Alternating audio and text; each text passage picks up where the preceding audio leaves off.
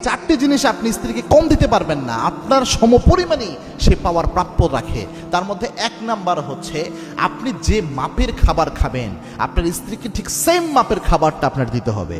কারণ আল্লাহর হাবিব সাল্লাল্লাহু আলাইহি ওয়াসাল্লাম একজন স্বামীর দায়িত্ব বলার ক্ষেত্রে প্রথম এটা বলেছেন, তুমি যেই মাপের খাও ওই মাপের খাবার তোমার স্ত্রীকে তুমি দান করো।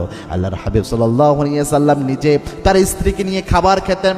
মা আয়েশা বলছেন, আমি আল্লাহর হাবিবের সাথে খাবার খেতাম, আল্লাহর হাবিব সাল্লাল্লাহু আলাইহি ওয়াসাল্লাম মাঝে মাঝে লোকমা তুলে আমার মুখে খাবার তুলে দিতেন। আবার আল্লাহর হাবিব সাল্লাল্লাহু আলাইহি ওয়াসাল্লাম আমি যেই হাড্ডিটা চুষে খেতাম ওই হাড্ডিটা আল্লাহর হাবিব নিজে চুষে খেতেন। কি মহব্বত ছিল! এজন্য রাসূল স্ত্রীকে সাথে নিয়ে খাবার খেতেন, এটা রাসূলের সুন্নাহ।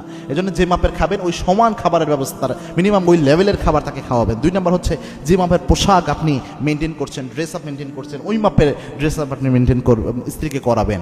3 নাম্বার হচ্ছে, আপনার বাবা মাকে আপনি যেভাবে চান আপনার স্ত্রী সম্মান দেখ, সম্মান দান করুক, ঠিক সেম মাপে আপনি আপনার শ্বশুর শাশুড়িকে সম্মান করতে হবে। কেননা আপনার বাবা মা যেমন আপনার কাছে সম্মানিত, মূল্যবান, ভ্যালুয়েবল, ঠিক একই রকম আপনার স্ত্রীর আব্বা আম্মাও কিন্তু তার কাছে ভ্যালুয়েবল, সম্মানিত। আপনি শুধু চাইলেন আপনার আম্মা আম্মার সাথে আপনার স্ত্রী খুব ভালো আচরণ করুক, কিন্তু আপনি নিজে আপনার শ্বশুর শাশুড়ির সাথে ভালো আচরণ করলেন না, এটা কখনো ইসলামের সঠিক নিয়ম হতে পারে না, এবং এটা কখনো ইনসাফ হতে পারে না। আপনি সেম মাপের আচরণটা করতে হবে, ভালো আচরণ, ভালো ব্যবহার দেওয়ার চেষ্টা করেন। 4 নাম্বার হচ্ছে, আপনি আপনার স্ত্রীকে রেসপেক্টের ক্ষেত্রে আপনার যেমন একটা সম্মান রয়েছে, আপনার স্ত্রীরও কিন্তু একটা দাম রয়েছে। স্ত্রী আপনার কাজের বুয়া না, স্ত্রী আপনার এমন কোনো দাসী বান্দি না যে যাচ্ছে তাই আচরণ আপনি করতে পারেন। স্ত্রী হচ্ছে আপনার জন্য শ্রেষ্ঠ একটা আমানতের জায়গা।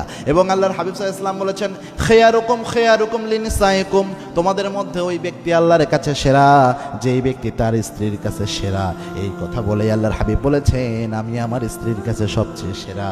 আবার আল্লাহর হাবিব এটাও বলেছেন, ওই নারী আল্লাহর কাছে সেরা যেই নারী তার স্বামীর কাছে সেরা।